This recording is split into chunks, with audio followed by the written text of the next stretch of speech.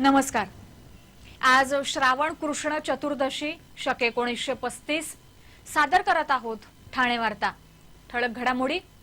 शिळफाटा दुर्घटना प्रकरणात अचानक सरकारी वकिलात बदल। द्रोणाचार्य स्पोर्ट्स अकॅडमी तर्फे लवकरच आर्चरीचं प्रशिक्षण आणि हिरानंदानी इस्टेट परिसरात बिबळ्याच्या दर्शनानं खळबळ। या आणि इतर घडामोडी विस्तृतपणे पण काही क्षणातच। ठाण्यातील हिरानंदानी इस्टेटमध्ये वेलिंग्टन सोसायटीत बिबळ्यानं दर्शन दिल्यानं सध्या या परिसरात घबराट निर्माण झाली आहे। वेलिंग्टन सोसायटीच्या वाहनतळाजवळ बिबळ्यानं दर्शन दिल्यानं खळबळ उडाली असून रात्री 1च्या सुमारास या बिबळ्याचा वावर वाहनतळाच्या परिसरात होता। वेलिंग्टन सोसायटीच्या सुरक्षा रक्षकांना क्लोज सर्किट कॅमेरामध्ये हा बिबळ्या या परिसरात शिकारीच्या शोधात आल्याचं दिसलं। सुरक्षा रक्षकांनी याची माहिती त्वरित रहिवाशांना दिली। या सोसायटीतील रहिवासी सकाळी फिरायला बाहेर पडतात। योगाचा क्लासही आयोजित केला जातो। पण आता रहिवासी सतर्क झाले असून गटागटानं फिरावं असं आवाहन करण्यात आलं आहे। सोसायटीनं सुरक्षा रक्षकांची संख्याही वाढवली असून हिरानंदानी स्टेट रेसिडेन्सी वेलफेअर असोसिएशननं या परिसरातील आजूबाजूच्या सर्व इमारतीतील रहिवाशांना सावधानता बाळगण्याची सूचना केली आहे। तसंच वन विभागाला या परिसरात गस्त घालण्यासाठी विनंती केली आहे। ठाण्यामध्ये सध्या पार्किंगचा प्रश्न मोठा जटिल झाला असून पार्किंगमुळे झालेल्या वादात रहिवाशांनी घातलेल्या गोंधळामुळे एका व्यापाऱ्याला रुग्णालयात दाखल व्हायची वेळ आली। ठाण्यातील पूर्व द्रुतगती महामार्गावरील सेवा रस्त्यांवर सध्या वाहतूक कोंडी ही नित्याचीच बाब झाली आहे। पूर्व द्रुतगती महामार्गावर एका बाजूला रुग्णालय आणि मॉल तर दुसऱ्या बाजूला महामार्ग खणल्यामुळे या वाहतूक कोंडीत भर पडली आहे। या वाहतूक कोंडीत कुठेही कशाही गाड्या उभ्या करून ठेवल्या जात असल्याच्या विरोधात फ्लॉवर व्हॅली संकुलातील रहिवाशांनी रास्ता रोको आंदोलन केलं। त्यानंतर अचानक आंदोलक गॅलेक्सी कार या बहुउद्देशीय गाड्यांच्या दालनात शिरले आणि तिथे त्यांनी गोंधळ घालून या दालनातील काही कर्मचाऱ्यांना मारहाणही केली। कापूरबावडीकडून ठाण्याकडे येताना गोल्डन डाईज नाक्यावरील पूल ज्या ठिकाणी संपतो तिथे सध्या रस्ता बंद करण्यात आला आहे। या रस्त्याची वाहतूक सेवा रस्त्यावरून वळवण्यात आली आहे। सेवा रस्त्यावरून पुढे ही वाहतूक पुन्हा महामार्गावर वळवण्यात आली आहे। त्या ठिकाणी गॅलेक्सी कार्सचं दालन आहे। गॅलेक्सी कार्स आणि फ्लॉवर व्हॅली गृहसंकुलातील सदस्यांचा वाद आहे। अनेकदा त्यांच्यात गाड्या उभ्या करण्यावरून वादावादी झाली आहे। मात्र सेवा रस्त्यावर उभ्या राहणाऱ्या सर्वच गाड्या या आपल्या नसतात असा गॅलेक्सी कार्सच्या व्यवस्थापकांचा वाद आहे। रविवारी संकुलातील रहिवाशांनी अचानक रास्ता रोको केला आणि नंतर हा सर्व जमाव गॅलेक्सी कार्सच्या दालनात घुसला। सकाळच्या वेळी दालनात कर्मचारी वृंद होता। त्यांना शिवीगाळ तसंच काहींना मारहाणही करण्यात आली। यावेळी दालनातील महिला कर्मचाऱ्यांनी मालकांशी संपर्क साधण्याचा प्रयत्न केला असता त्यांच्या हातातील दूरध्वनी काढून घेण्यात आले आणि कर्मचाऱ्यांना धक्काबुक्की करण्यात आली। शेवटी दालनातील कर्मचाऱ्यांनी कशीबशी समजूत काढून या जमावाला बाहेर काढलं। पण नंतर पुन्हा 2 तासांनी दालनाचे व्यवस्थापन, स्थानिक नगरसेवक राम एगडे आणि संकुलातील रहिवासी यांच्यात सामोपचाराची बैठक सुरू असताना पुन्हा वादावादी झाली। या सगळ्याचा तणाव सहन न होऊन गॅलेक्सी कार्सचे एक मालक संजय वासन यांना रुग्णालयात दाखल करावं लागलं। आता गॅलेक्सी कार्सच्या व्यवस्थापनानं या गोंधळाप्रकरणी राबोडी पोलीस ठाण्यात तक्रार दाखल केली आहे। ठाण्यातील पीपल्स एज्युकेशन सोसायटीतर्फे इन हाऊस रायफल शूटिंग स्पर्धेचं आयोजन करण्यात आलं होतं। या स्पर्धेचं उद्घाटन आमदार जितेंद्र आव्हाड यांच्या हस्ते झालं। या स्पर्धेत 14 वर्षाखालील मुलं-मुली, 17 वर्षाखालील मुलं-मुली, 21 वर्षाखालील खुला गट अशा सर्व विविध गटात झालेल्या या स्पर्धेत 65 शूटर्सचा सहभाग होता।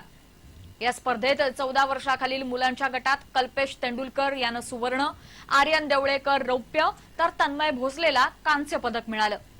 14 वर्षाखालील मुलींच्या गटात अंतरा गावंडला सुवर्ण तर मेघा काळेला रौप्य पदक मिळालं। 17 वर्षाखालील मुलांच्या गटात यश अकोलकर याला सुवर्ण, ओमकार झाडेला रौप्य तर स्वदीप शेट्टीला कांस्य पदक मिळालं। 17 वर्षाखालील मुलींच्या गटात शरयू दळवीला सुवर्ण, नेहा तांबटला रौप्य तर सिमरन क्षीरसागरला कांस्य पदक मिळालं। 21 वर्षावरील पुरुषांच्या गटात अतुल गायकवाडला सुवर्ण, राहुल गावंडला रौप्य तर जयंत दापकेला कांस्य पदक मिळालं. 21 वर्षावरील महिलांच्या गटात अंजली रावटकरला सुवर्ण, पूजा सावंतला रौप्य तर श्रद्धा परबला कांस्य पदक मिळालं. परिमंडळ 5 चे पोलीस उपायुक्त बाळासाहेब पाटील यांच्या हस्ते विजेत्यांना पारितोषिकं देण्यात आली. शूटिंग प्रमाणेच द्रोणाचार्य स्पोर्ट्स अकॅडमीतर्फे आर्चरी खेळाचं प्रशिक्षण आणि सैन्यामध्ये भरती होऊ इच्छिणाऱ्या विद्यार्थ्यांसाठी लेफ्टनंट अरुण क्षत्रपाल मिलिटरी प्रशिक्षण केंद्र सुरू करणार असल्याचं पीपल्स एज्युकेशनचे अध्यक्ष मेजर सुभाष गावंड यांनी सांगितलं. एकाच दिवशी चाकूचा धाक दाखवून 2 जबरी चोरी होण्याच्या घटना उघडकीस आल्या आहेत. एका घटनेत स्टेट बँकेचं ग्राहक केंद्र फोडून अज्ञात चौकडीनं भर दुपारी मुद्देमाल लांबवल्यानं या परिसरात खळबळ उडाली आहे. ठाण्यातील लोकमान्य नगर परिसरात स्टेट बँकेचं ग्राहक केंद्र आहे. सोमवारी दुपारी 3:30च्या सुमारास या ग्राहक केंद्रात दोघांनी प्रवेश करून चाकूचा धाक दाखवला आणि ग्राहक केंद्रातील 1,65,000ची रोकड घेऊन पळ काढला. दुचाकीवरून आलेल्या अज्ञात चौकडी विरोधात गुन्हा दाखल करण्यात आला आहे.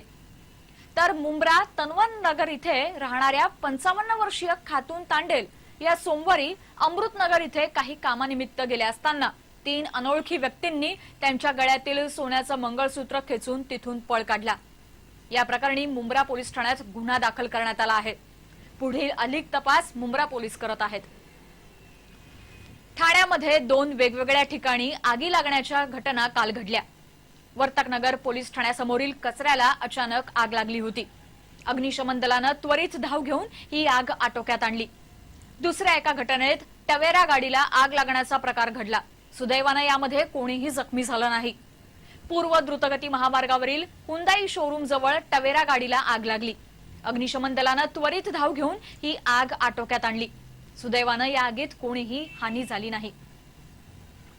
शिळफाटा दुर्घटना प्रकरणात शासनानं अचानक सरकारी वकील बदलला असून शिशिर हिरे यांची विशेष सरकारी वकील म्हणून नियुक्ती केली आहे.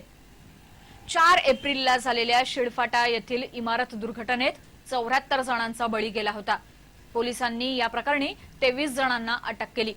या प्रकरणातील 2 आरोपी सोडता अद्याप कोणालाही जामीन मिळाला नसून 15 आरोपींनी पुन्हा जामिनासाठी अर्ज केला आहे.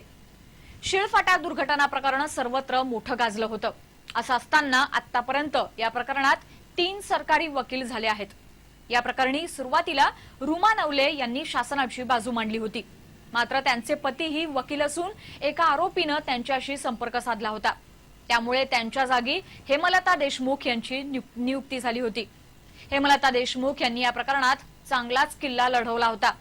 आता 5 महिन्यानंतर शिशिर हिरे यांची शासनानं विशेष सरकारी वकील म्हणून नियुक्ती केली आहे.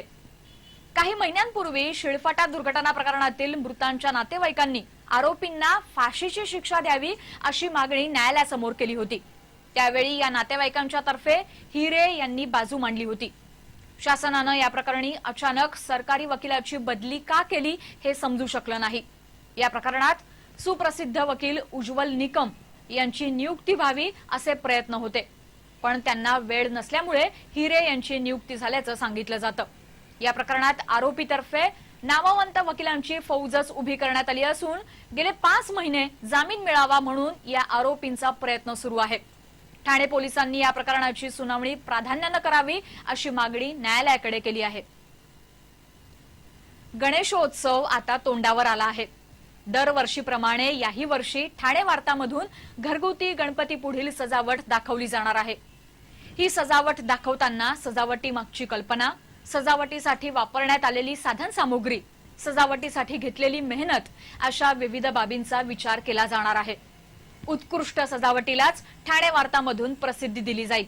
यासाठी आपण आपली सजावट, किती दिवसांचा गणपती आहे आणि आपला पत्ता आम्हाला 80 97 00 22 22 या क्रमांकावर SMS द्वारे कळवावा.